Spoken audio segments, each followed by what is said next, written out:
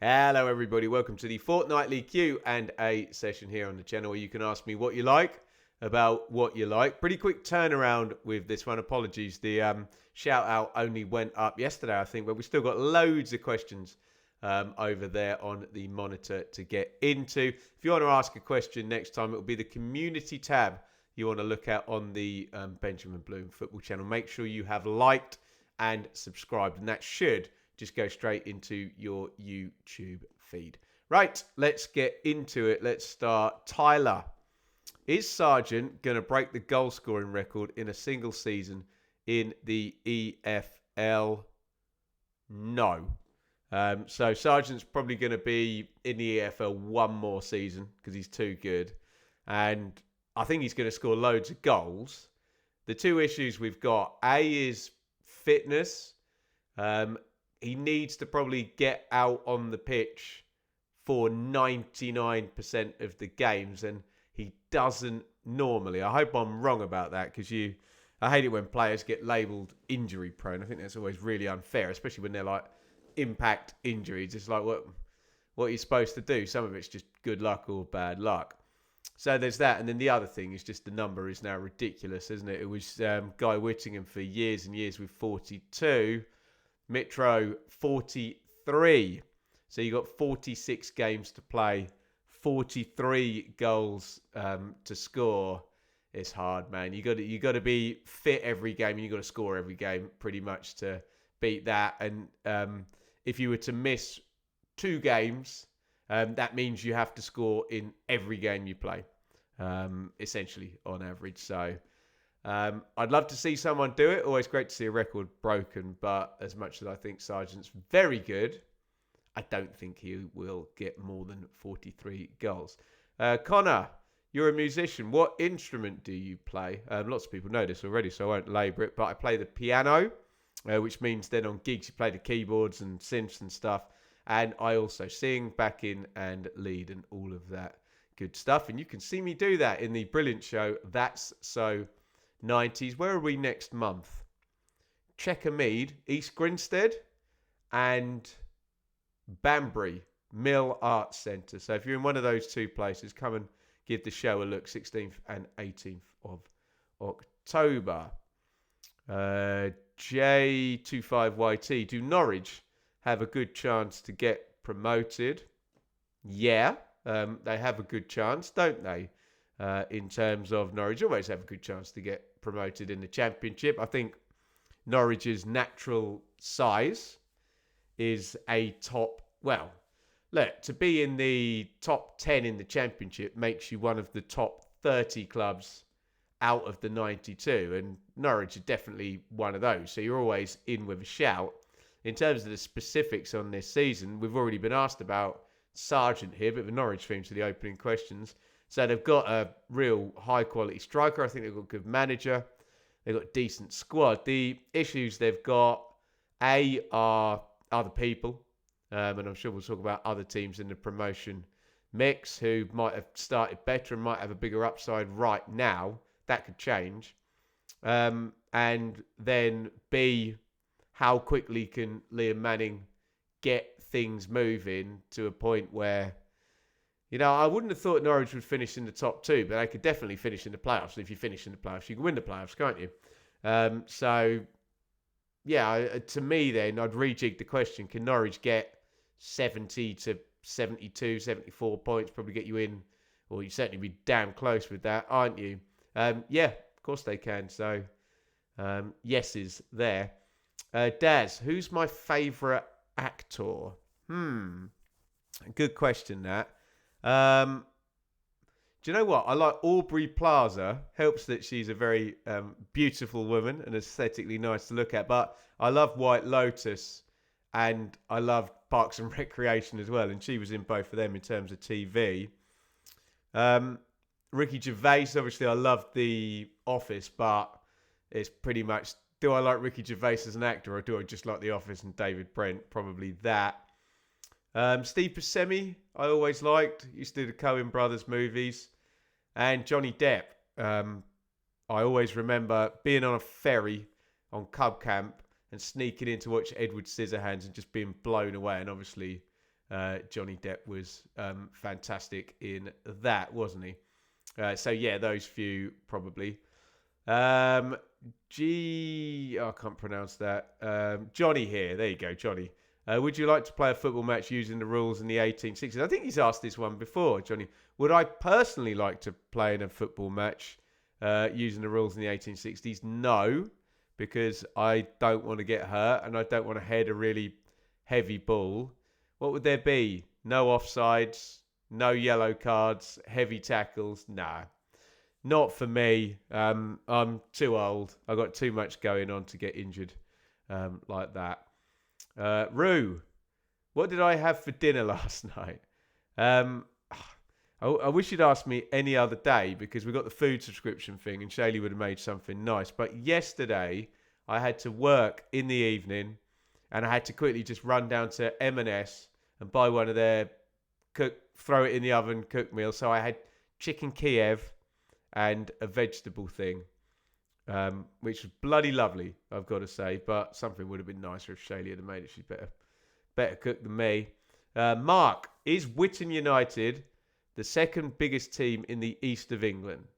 I know what Mark wants me to answer to that, and I know what the answer is. So no, of course they're not, but I'm guessing this is a East Anglian football dig ahead of October 4th, East Anglian Derby. Woof. Can't wait for it, but Witton United, hey? Where is that? Over King George V, near the Asda as you're driving in Ipswich. Happy days. Ari 50s Blue Nose. Given some Blue Noses are inexplicably saying Chris Davies needs to go. He's been found out.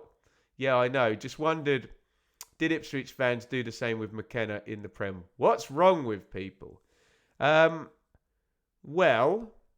yes, there were, and there are Ipswich fans that do the McKenna thing that they're doing with Chris Davies.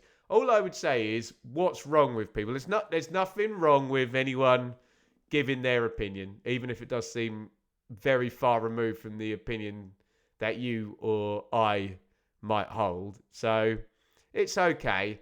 And I think a lot of times with people, they enjoy their football in a very emotional way. And lots of people like to oversimplify, don't they? So if the team's not winning, fan is unhappy, solution, change the manager. It's easy. Bosh, 3 things really quickly. It takes about 2 seconds. Team doesn't win. I'm not happy. Sack the manager. Done. We're all sorted and we can rationalise team not winning, which makes me not very happy. So, but in terms of the more detail, so I wouldn't judge all fan bases on the most extreme opinions as well.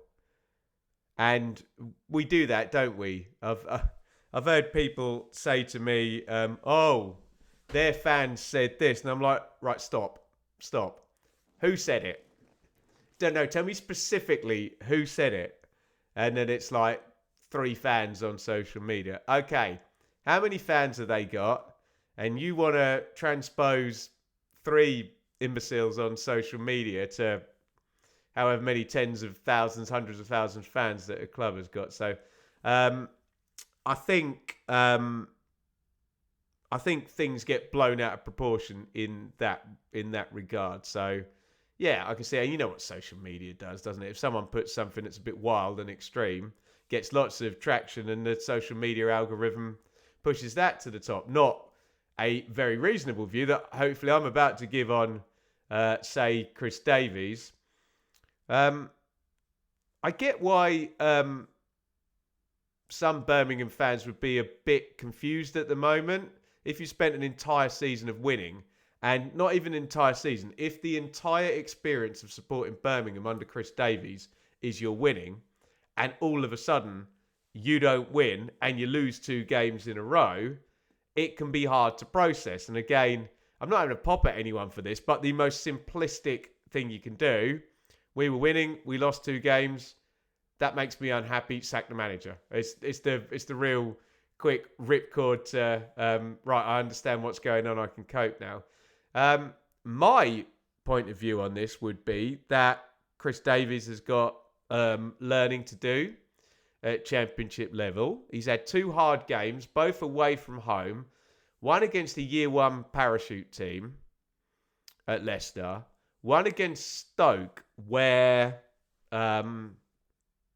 you've got Mark Robbins, who's very wizened, and you've got a team in good form, haven't you?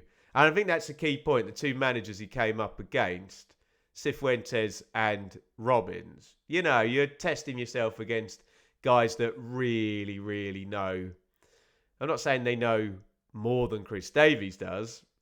They know more about managing in the Championship just by virtue of, you can't argue with the experience. Doesn't make someone better, worse. It just makes them more experienced. And they are, and we're early in the season, and maybe that counts for something. So, I think Chris Davies is good. I think, to my eye test, I watched 10 minutes of Birmingham live under Chris Davies, first game of the season at Ipswich, and I'm like, okay, I get it. This is good.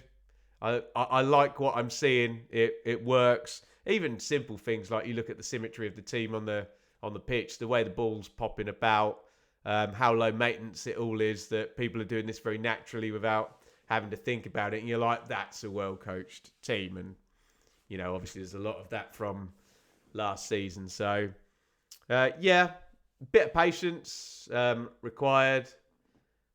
Guess it's hard to give a bit of patience when you scored 111 points the previous season. But I don't have too much doubt that you'll see Birmingham City, you know, bounce back. And in some ways, you've got 2 tricky fixtures out the way, 2 away fixtures out the way that aren't fun.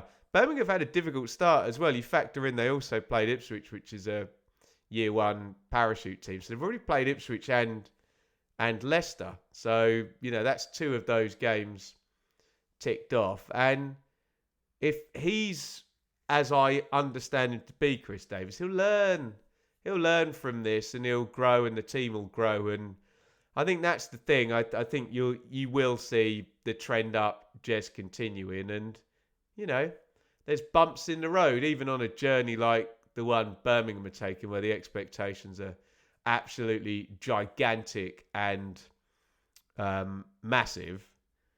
Then, yeah, there will be little moments. And I know it's super, super aggressive and ambitious what Birmingham are doing. But look, if it takes 2 months to adjust to the Championship, brilliant. If it takes 6 months, fine. Still get the playoffs.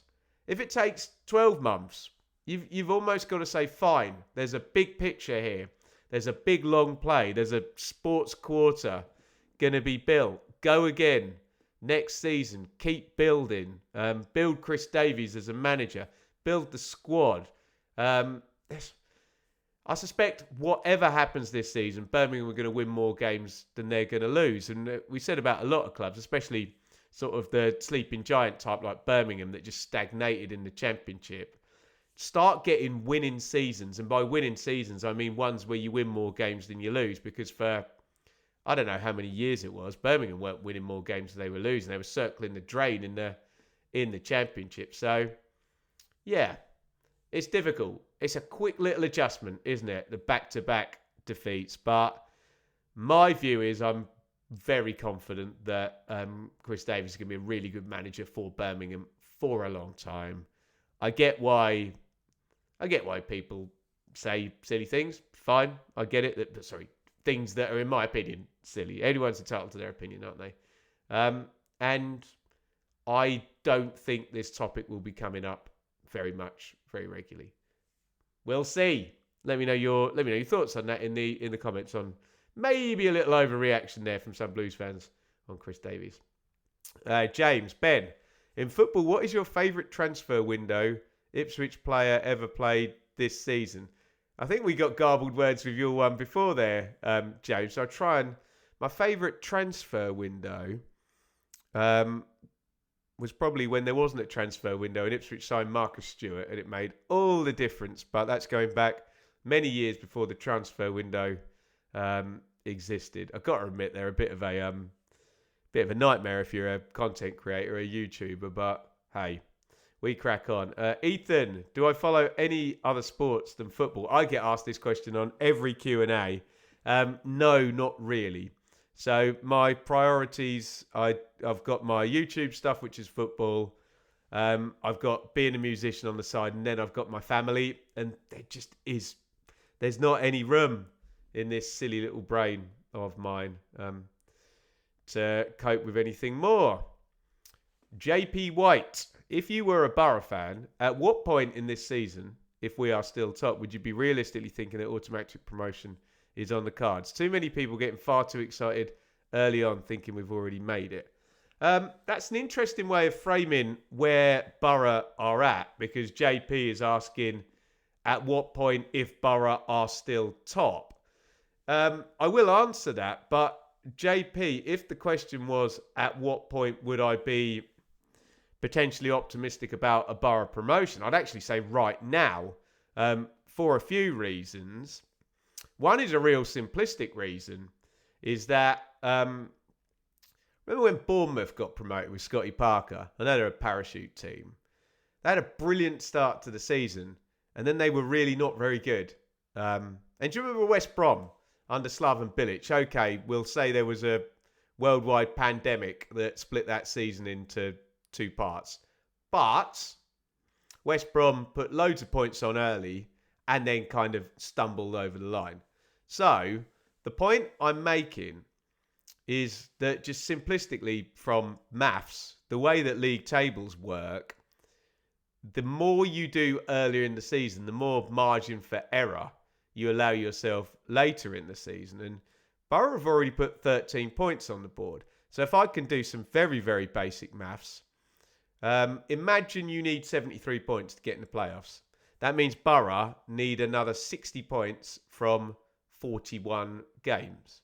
So already you would say a decent side will do that, won't they? Which would put Borough straight in the playoffs. So you do start to map these things out where teams have good starts, and you say, how bad would you have to be now to not get in the playoffs? And you kind of reverse engineer the question a little bit, especially if someone's got like 20 points from the first 10 games, which Borough could very well do, couldn't they? Borough scores 7 points in the next 5 games.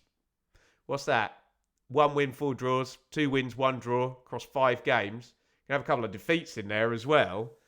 You know, then it starts to look like 36 games and 45 points or 43 points to go with the example we were just using. So you do get to a point where a good start really puts you in a position where you can tail off, and it puts other people.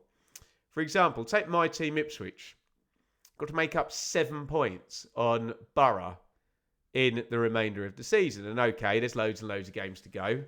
You know, they could be past Borough by the end of the month. But, you know, you start to look at these things with the hot start. So the first thing I would say is that. And then you start to look at the squad and the manager. But let me just address very clearly JP's point about automatic and being top. Look, if Borough are top anywhere near Christmas, anywhere near, even like as we go into December, I don't know what that'd be, probably like round 18 or 19 or something of that matter. Do you know what? I could probably look that up right here, right now, if I'm quick enough on the draw and can talk at the same time. Yeah, I've done this before, haven't I? First round in December is round 19. And there you go. Borough go to Hull. If they're top of the table going into that, then you're like, okay, automatic is on. But there's a big caveat to that, because it's not just about being top.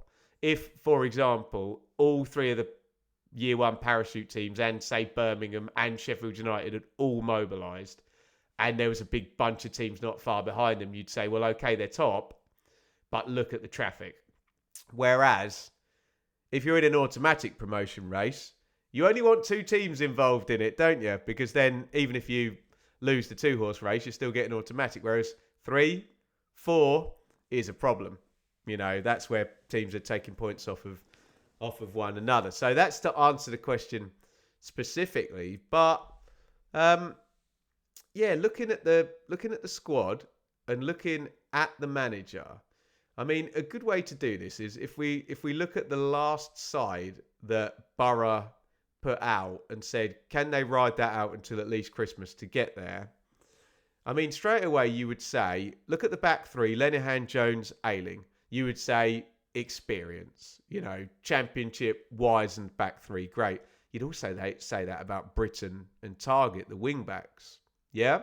So across a back three and wing backs, if you're optimizing at the back for experience and leadership, great, big tick in the box, Borough. Then Hackney and Morris. Okay, here's one for the comments. Is there a better kind of duo in central midfield? I know you can probably put together from the year one parachute team some better duos on paper, but this isn't a duo on paper, is it? This is players that have played a season together and, just dovetail really, really well. And then if you look up the front end, Conway, can we get a breakout? Can we get 20 goals out of Conway? Yeah, that could happen. He can also drop into the 10 as well, so he's very versatile. Sene, I must admit, I don't know a hell of a lot about. They brought in Strelec as well. Nipan, Hansen, and Whittaker started. And we all know about Whittaker. If he's in tune, feeling good, feeling loved, he's brilliant. He'll win you games by himself, Whittaker. So, have they got the first 11? Yeah, of course they have. Is their first 11 going to be as good as the parachute teams? Well, no, but that's the age-old problem with the chasms that we've got. But sometimes some of the parts and beating the whole, and we've seen teams beat the parachute teams before with pattern of play, team spirit, momentum, continuity. Often things the parachute teams don't have or have to develop as the season goes on. So the maths says it's positive for Borough. You're gonna get injuries, aren't you? But the team looks positive, which then takes you to the manager, which is an absolute key thing. And Edwards is a weird one, isn't it? Because I remember when we came back last season and I did the manager rankings, and you basically were ranking Rob Edwards on getting Forest Green promoted, getting Luton promoted, and a pretty all right go with, let's be honest, with what Luton were in the Premier League. They were the lowest spending team we'll have probably in the last 15 years. I don't know. I've pulled that out of my backside, but it won't be far off, will it? And look, okay, if you adjust for inflation and then do it in terms of percentage of the TV money spent or whatever. I know if you go back 15 years, someone may have spent less just purely because TV money. But you know what I'm saying? So, I would have said Rob Edwards was a dead cert. Oh, he's great. Look at the CV. He's never really failed anywhere if you don't accept the premise like me that finishing 18th with Luton in the Premier League is a massive failure. I don't think it is really, is it? But then we had what happened last season, and now he's back, and he looks like he's got his mojo, doesn't he? The only other thing I'd say about Edwards in relation to, he's done it before, is, yeah, he's done it before. And you can't take that away, but he didn't have to build the team at Luton. And I'm not saying it's easy to take a team that's already been built and get them through a transfer window. Remember, they did lose. Bree obviously went with Jones to, I think they lost a couple, didn't they, to Southampton? I can't remember exactly. And then he had to get them through a playoff campaign. So I'm not saying that what Rob Edwards did to get Luton promoted wasn't brilliant. But it's obviously easier to, I don't know, we have to debate it. But I think there's more stock in building a team and then getting them through a promotion season than taking a team. It's a good debate, isn't it? You could argue that if you've built the team, there's A, more time, and B, it's got more of your fingerprints over it. But, yeah, he's starting to build something again. And as we've said many, many times, this could open up this season, couldn't it? Borough's not a dark horse. Steve Gibson always pushes, stadium-wise, fan-wise, history-wise, in terms of the Premier League years, certainly the early Premier League years with, Brian Robson and Steve Gibson and Juninho and Steve McLaren and whoever, Gareth Southgate at the end there. Doesn't have the feel of a team that's not a Premier League team. But then, unfortunately, when you look at the numbers, I think they've only been up like one season out of the last 10 or 15, haven't they? But, yeah, could be on for Borough. And, look, put it this way. What would we be sat here saying? And I know this would be a hell of a start. But take 5 games and 13 points, which is outstanding. It could only be better if they'd won the last game against Preston. It'd be perfect, wouldn't it? 5 wins for 5. But, okay, take 2 points off that. Say they get 11 points from the next 5 and they've got 24 points from 10. They will be like a shoo-in at that point to at least be in the playoffs, won't they? Shoo-in. And I know Borough fans will say, yeah, okay, playoffs are the playoffs, and Akbar, Marcher, Ramsey, Carrick, and they didn't get through. The year that Rob Edwards got up, actually, although he avoided Borough in the semis because Luton played Sunderland. But yeah, I think it's on for Borough. So as much as the question says too many people getting far too excited early on thinking we've already made it, well, yeah, there may be some people getting overexcited, but I don't think it's unreasonable to get excited about Borough. Let me know your thoughts in the comments. Zach, 2 questions from you. Who is your dark horse to get promoted in the Championship? Who is your surprise package if we were going to have a surprise relegation? It says Swan Zach. So there's probably something on Swansea there who have started the campaign well and have only lost once and are on the edges of the playoffs. So they'd be up there. You just look at the 3 on the edge there. Swansea, Preston and Pompey. 7th, 8th and 9th. Any of those 3 got in the playoffs, it would be a surprise. I've got to say, of those 3, the least surprise would be Swansea. Obviously, for recent Premier League history, which Preston and Pompey don't have. I know Pompey were in there in the noughties, weren't they? But it's been a while, and a lot has happened at Pompey. Surprise relegation. My God. Sheffield United aren't going to be bottom for long. Now Wilder's back, are they? Wrexham are going to pull up and away from there. Yeah. I don't know. Would Blackburn be a surprise relegation? They're 16th, but they look all right, don't they? What I'm saying is I don't think we're going to get a surprise relegation, but I'll probably be completely not within my rights to say it, but let's say Blackburn. Say Preston. Preston. We just tipped Preston for the playoffs. They fell out of the sky last season, but then they've started well as well, haven't they? I don't know. Second one from Zach. If you had to eat one fast food chain for the rest of your life, what would it be? Wagamama, I think. Does that count as fast food? Is Wagamama fast food? It's faster than McDonald's or whatever, isn't it? Yeah, Wagamama. Had to listen to one band from any era for the rest of my life. What would it be? Oh my God, one band. So it can't be... it has to be a band.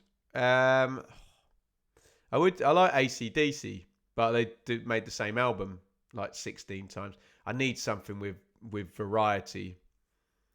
A band that did lots and lots of different things and styles. It's probably Beatles, isn't it? That's really boring. Yeah, it's Beatles, isn't it? Sorry, boring. Another music question. What is my favourite David Bowie album? Hunky Dory vinyl SX. I won't bore you with the details, but if you're a piano player, Rick Wakeman and the piano on there, and 2 songs in particular, Life on Mars, that you'll all know and love, and Oh You Pretty Things, just magnificent.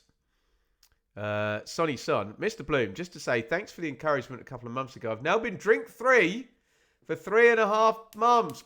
Bam! If you watch Trailer Park Boys, you'll know that reference. Although watching Trailer Park Boys is not good for being drink-free. They like a drink and lots of other stuff on there. But that's wonderful. Wonderful to hear. Obviously, someone had asked about my drinking journey or not drinking journey, and my particular problems over the years with drinking and not drinking, and we put the clip up, and I had contact from a few people actually saying, nice to hear you say that. I'm doing this or I'm trying to do this. So, 3.5 months. That is outstanding. Just hang in there, bro. Hang in there. Just get the next day ticked off. And it's not about motivation. It's about habit, isn't it? Because anyone can get motivated by a big rah-rah speech. But then what happens the next day and the next day? It's just about the habit. It's doing the boring stuff. And my number one. Don't get me wrong. There's nothing wrong with drinking if you want to drink and drinking in moderation. I think if you watch my video about drinking, I'm just not capable of doing that. And it's much easier for me, I found, to just not do it. And the one thing I found is, don't walk down the aisle in the grocery store, one, and don't bring booze into your house. And that really helps, because then that weak moment where you've had a long day and you damn well deserve a beer, don't you? Then you don't have one. But fantastic. My question to you is, what's the best and worst seat you've experienced in the Championship? I once got one of the seats in the upper tier in QPR in the main stand where you literally couldn't see the goal. They have those big beams, and it was right down the middle of the goal. And I literally had a word with the steward and said, mate, I'm not sitting here. I can't. You can't sell me a ticket where I can't see an entire goal. So, sorry, Rangers fans. As much as Loftus is a great old stadium, isn't it? There are some pretty bad seats in it. Best seat. Do you know what? I've sat plenty of times at Derby. It's really good where they've got the 3-tier or the 2-tier main stand. If you can get on the front row of that in the middle, really, really nice. Look, obviously, I've been really lucky to go in press boxes that can be halfway line, perfect height. So, we're getting to the point, though, where there are places. Do you know what? A stadium that gets a load of crap off fans, Reading. Some really good views in Reading in that main stand up top there as well. But I get a lot of blowback about these particular opinions, because a lot of people, they don't go to football to get the best view of the action. They're going for the vibes, aren't they? And they want to be with their mates and be in with the chance behind the goal, which sometimes they'll have a better time than, if you're sipping your whatever posh coffee and on the halfway line. So I accept that argument as well. Hang on in there, matey, in terms of the drinking. And let's get an update at 4 months. That'd be great. Will be, if you could overhear a conversation between any two people in history, who would you pick and why? Oh, wow. That's amazing. So let's do it. If I could do like a football answer and maybe a music answer as well. So a football answer would have to be in some kind of big game between manager and assistant, and the thought of what was happening and, how a tactical decision would be made. I would find that absolutely fascinating, just to hear the manager and the assistant talking tactically all the way through. In terms of music, you hear these stories, don't you, about magic happening in a recording studio where some song is not the song, but something happens and someone says, why don't you try this? And they try this, and then they go down that rabbit hole, which then turns into a song, which then becomes your favourite song. So, it would be that sort of conversation, an old school artist in the studio and the producer, and just where the penny drops, why don't we try this? And then it happens. So it'd be something like that. Leon, you're part of an escape room with 3 other people, pundits, ex-footballers. Which 3 are you choosing to help in this escape room challenge? Right, so escape rooms, you just need brains, don't you? You just need brains. Do you know the first name that comes to my head is Matt Holland. Matt Holland, the old Ipswich captain. Great lad, Matt. Put him in any situation, he thrives. You probably don't need the other 2 if you have Matt Holland, but I'll take him. We need some brute force and some strength, don't we? So I would think Drogba, just for sheer strength and a bit of height and a bit of power. So Matt Holland, Didier Drogba. And I need someone to entertain me, which is obviously going to be Neil Warnock, who always get that answer there. So I think those three would get us out of the escape room nicely. Toxic Toad, you're at the World Cup in final in 26. England is on penalties. We need this goal for the trophy. Tuchel says, who wants it? Does Benjamin Bloom step forward? Well, I would like to think Ivan Toney steps forward at that point, or Harry Kane. One of those two I want having him. Although Harry missed obviously against France, didn't he? Put it over the bar. I would like to think, obviously, Benjamin Bloom, this guy, I don't think I'd even manage to make the walk from halfway. I'd be so nervous. I think my legs would just go to jelly and I probably wouldn't even be able to get the ball to reach the goal. I'd be so nervous. But if I were a footballer and I were in the World Cup final, I would like to think, talking about habits a minute ago, that it would not be a big deal for me. I would have the mentality to make the walk. I would like to think Mr. Tuchel had us practice that, so I knew exactly which way I was supposed to go. I would already know it's probably going to be penalty number 5 or 4, isn't it, to win. So there would be a chance I would have prepared for this. And I'd obviously be good at football, which I'm not particularly. So, yeah, I would like to think I would step up for my country and for my team. And what's my favourite dinner? My God. I need to shout out Luton fan and world-class chef Steve Barringer at his brilliant restaurant in Ampthill that Shaylee and I got to visit a couple of weeks ago. You think Luton's, Luton fans are a working-class breed. Go and eat some of Chef's food. Anything he makes is the best meal you'll ever have. Bacon Eater. If you could be the winner of any match in football history, what match and what player would it be? Oh my God.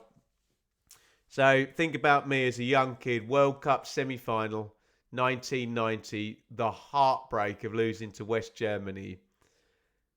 I think it would be winning that game. No penalties needed. Maybe Chris Waddle scores in extra time. He hits post, doesn't he? Maybe that one goes in. But yeah, I just think the world would have been very different then. And so Bobby could have won the World Cup with Lineker and Beardsley and Robson didn't play, did he? But yeah, John Barnes and Chris Waddle, Gascoigne. Oh, yeah, and Gascoigne wouldn't have got booked and he could have played in the final. We definitely won the final if Gascoigne could have played. So yeah, World Cup semi there. Burger Man. How confident are you that Stoke can keep up their good form and challenge for a playoff position? I am pretty confident, yeah.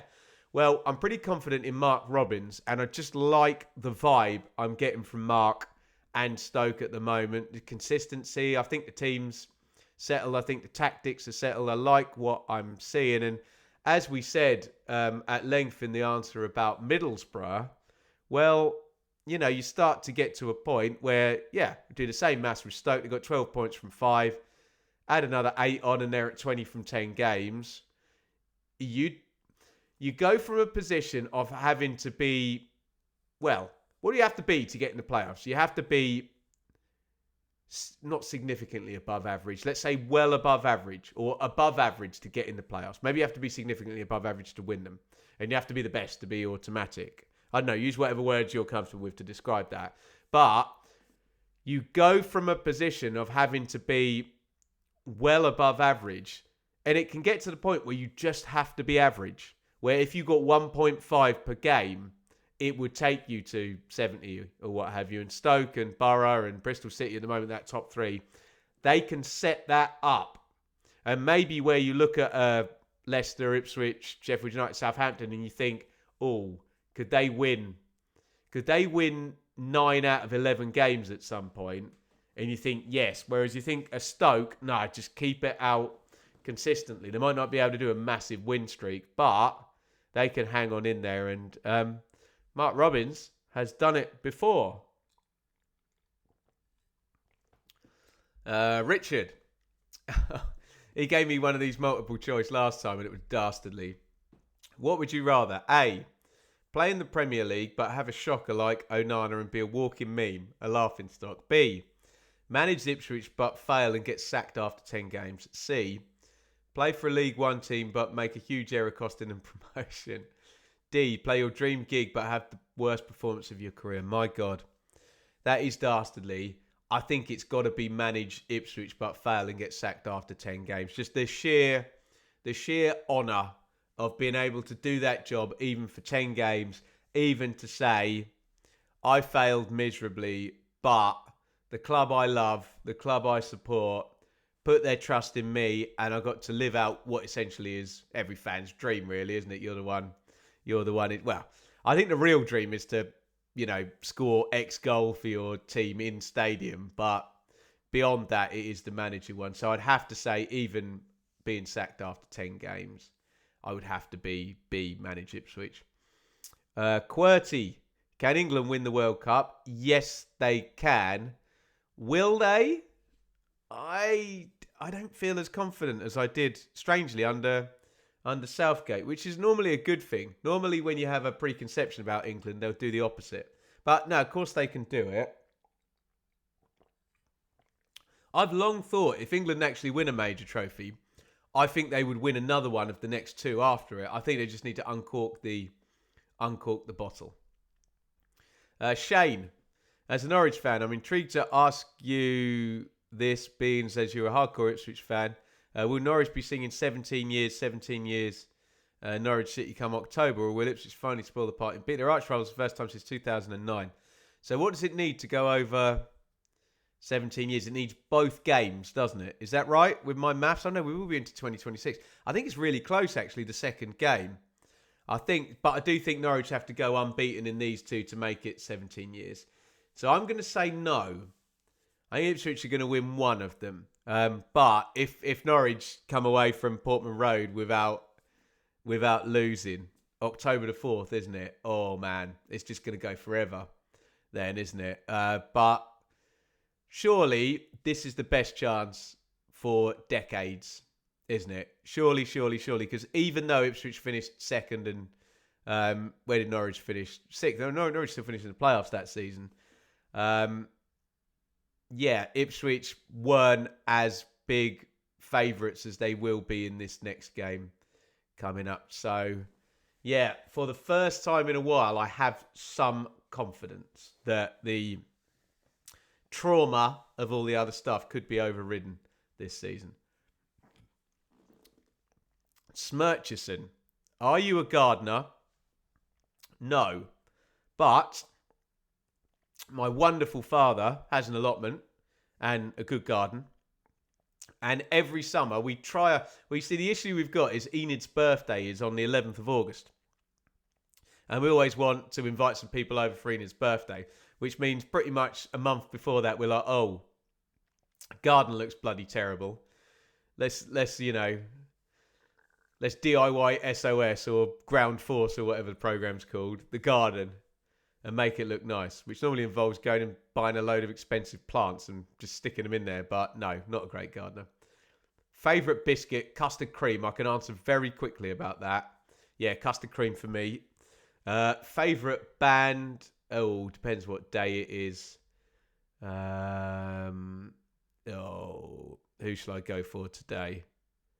Let's go for... I already mentioned AC/DC, didn't I? Let's say Beach Boys. Best harmonies, Beach Boys, haven't they? For sure. Josh, what is your second club team? Could be abroad or in England, someone you have a soft spot for. I get asked this a lot, Josh. I don't subscribe to the idea of having a second team. I've got a soft spot for a lot of teams, though. And it is just all the teams where they've done well in the Championship. And I've made lots of friends and got to live vicariously through fans of, say, Sheffield United under Wilder. It's difficult because that would be Norwich, wouldn't it? But there's obviously that boundary between me and Norwich where you can't really go down that route as much as I enjoyed their 2019 team. But Leeds, a couple of times over now under Bielsa and Farker, and Enjoying Birmingham actually at the moment, having lots of great chats with Birmingham fans, and I mean you can imagine right now Borough and Stoke fans having loads of great interactions with those guys. They're happy people. The Scooge, if you had an opportunity, what a great question, to live abroad, providing your wife and child was happy, would you be interested? I'll say yes, but I'll read the rest of the question. I moved to a Nordic country a few years back and love it. Trying living abroad is something I would always recommend to people if they have a chance. However, I miss the classic 3:00 EFL match day. Let me just down this. I'm trying to drink lemon water here. And as you can imagine, the more you leave it, it was boiling hot, the more bitter it goes. There we go. I'd really like to live abroad. I think Shaylee's parents wanted to live abroad, but because Shaylee's great-grandma, Shaylee's grandma, Enid's great-grandma, I mean, she's died now, rest in peace, but I think Shaylee's parents might have moved away if it wasn't for them having to look after that, but now Enid's around, they're going nowhere. I think that's the issue, isn't it? It's moving away from family and kind of accepting that you're basically going to see family like once a year or twice a year. That's the difficult thing. But yeah, and I'll be very blunt and simple about it. Just anywhere with a better climate. I don't need bloody LA, equator climate where it's just boiling all the time. But yeah, somewhere a little bit better than what we get in England, which is basically pretty cold for 10 out of the 12 months of the year. But yeah, things like the culture and the lived experience of doing it would be lovely. Gav Cam, you're forced to set up a second YouTube channel. What's it about if not football? What great question. It would be about music and probably like a deep dive music channel. I've bigged up Trash Theory on here. There's another guy I watch. I think he's David Hartley, is that right? Might be. Is he a piano player? Possibly. And there are channels where people. Obviously, I'd need some kind of guarantee that it wasn't going to be a waste of my time. But yeah, if all of a sudden 2 hours appeared per day to make videos about music, I would absolutely love to do that. But again, my normal conversation of YouTube, being a musician, and family, that's my bandwidth done. Hamza, what's your favourite Boris? Boris Becker, Boris Johnson, Boris the Blade, or Boris the Spider? Is that Boris the Spider? The song by The Who. It's got to be Boris Becker out of that lot, hasn't it? Although didn't he have some, I shouldn't say if I don't know specifically, but did he have some legal troubles? I don't know. Boris Becker. Yeah, by process of elimination. Great question. Jamage. Against Coventry, Norwich leaned heavily on the dark arts. 2 yellow cards for time wasted in the first half. Over 100 stoppages and players going down off the ball, often clutching their heads. It felt like poor sportsmanship, and it's a pattern we see when the away team scores early. Does that kind of approach bother you? Yes, it does.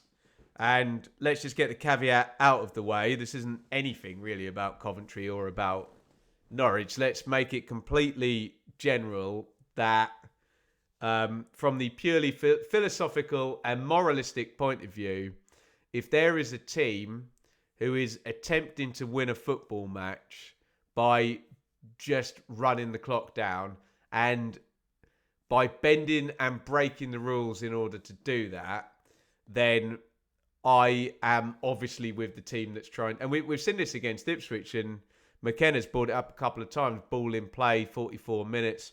I've said for 10 years probably 30-minute stop clock, 30-minute halves, and a real-time stop clock.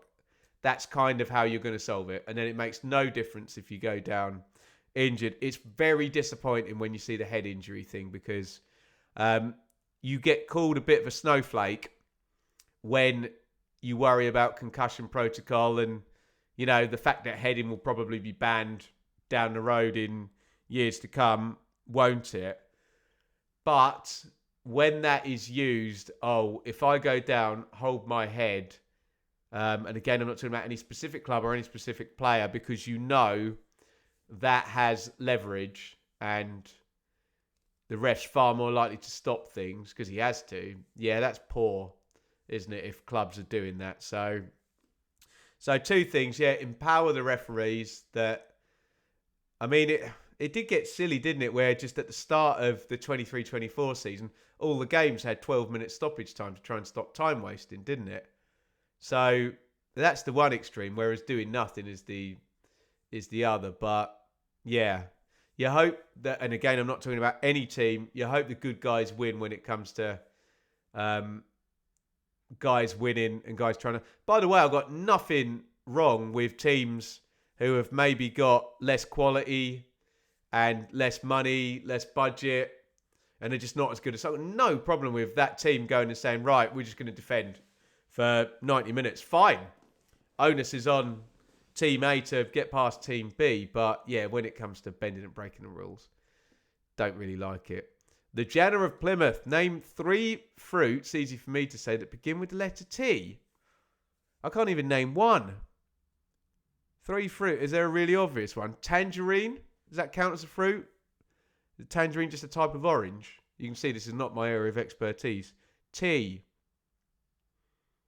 No, I can't do it. Answers on the comments. Ancient Britain. Can you suggest a way to get Mike Dodds removed? He's destroying our club. Well, I'm sorry to hear that. Wickham, who have punched really above their weight and had that season in the Championship under Gareth Ainsworth, didn't they? Currently managed by Mike Dodds, former Sunderland boss, who's struggling a bit. It's difficult because it's a bloke's life's work, isn't it? So it's not in my character to suggest ways of getting him removed, because that's not something I would particularly want done to me. But yeah, protest is the only way to do it. Protest in a civil way and hope people listen. But normally, if you're just patient, the right thing happens if someone is indeed destroying your clubs. And those are Ancient Britain's words and description, not mine. Shaboya. What do you think is the future for Sheffield Wednesday? The future for Sheffield Wednesday, I think, will be that they will be relegated this season. They will get purchased this season, and they will start afresh in League One next season, hopefully with a really great new owner. And you would imagine a club of the size of Sheffield Wednesday could make a pretty good go pretty quickly at getting back to the Championship, with the caveat that a lot of teams have got trapped in League One. My team, indeed. What was it? Was it 4 seasons? For Ipswich, got down, so 19, 20, 2021, 22, 23.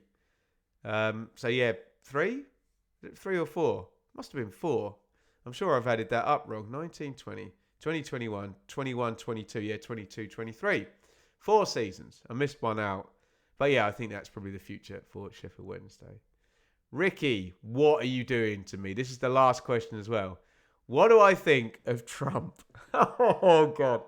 So we have a no politics zone on the channel, but it does say there, ask anything in the Q&As. So the first thing I will say is, if I'm going to talk about President Trump, then you have to do something. If you don't want to listen to my answer, then stop watching now. I get it if you want to do the no politics zone. But if you're one of these people who, and not just Trump, but Trump in particular, invokes this massive kind of derangement on both sides, for people that are supportive and people that are against him, if you're going to get triggered by me even merely talking about him, then please stop watching now, because I'm going to try and give my balanced view. And if that means that you're so either for or against this person that is going to trigger you into unsubscribing or disliking me just for answering the question and giving my view, then I really want to keep you as a subscriber. And I would say, please stop watching now. And I would also say, please go away and do some work where if someone can't give their view on a really general term about something you feel strongly about without you completely flying off the handle, then I think that's a problem. I think that's a problem that social media has exacerbated, and I think it's a problem quite a lot of people have got. So anyway, I wouldn't profess to know massively about politics, and I wouldn't profess massively to know about American politics. I think Trump is, I mean, he's a fascinating character. I think we can all agree with that.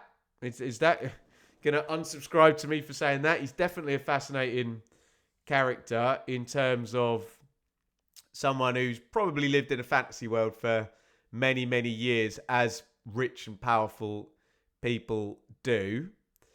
I think even the person you dislike the most, there's probably things about them that if you actually knew them, you would admire, even though there are a multitude of things that you probably don't admire.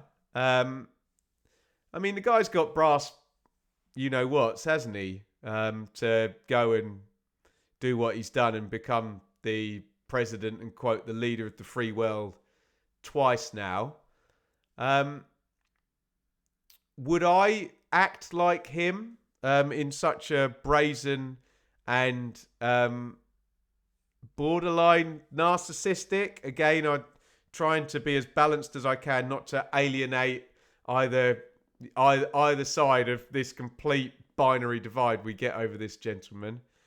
So no, would I act in such a way? But then, I think with very extreme people, often what they're doing is actually something good, but they take it to such an extreme that it becomes bad. So, for example, I will teach Enid to be very confident in her beliefs and her opinions. And if you believe something, stick with it. And I think that's a good thing. But if you take that kind of idea to the mega extreme and you have, I can't do the impression, but this teacup is the best teacup ever. Yeah, I can't do his voice. Where you almost become like you're a bit of a liar, where, and it's probably a good trait to have in politics, to be able to convince side B that side A or whoever that black is white and water is not wet, and this is actually a calculator, not a teacup. But yeah, he's an interesting fella, isn't he? I get why he rubs people the wrong way, and I get why, and it's just a horrible loop, isn't it? And I think it's more a society comment than a Trump comment, that you have this bombastic person. He rubs all these people up the wrong way, but these people over the other side get rubbed the wrong way by the people who've been rubbed the wrong way. So they go further that way, they go further that way, and we have a situation where I sit here and I'm so uncomfortable trying to answer the question because the two sides are so extreme, and we can't have a civil discourse about it. So that's all I'm prepared to say.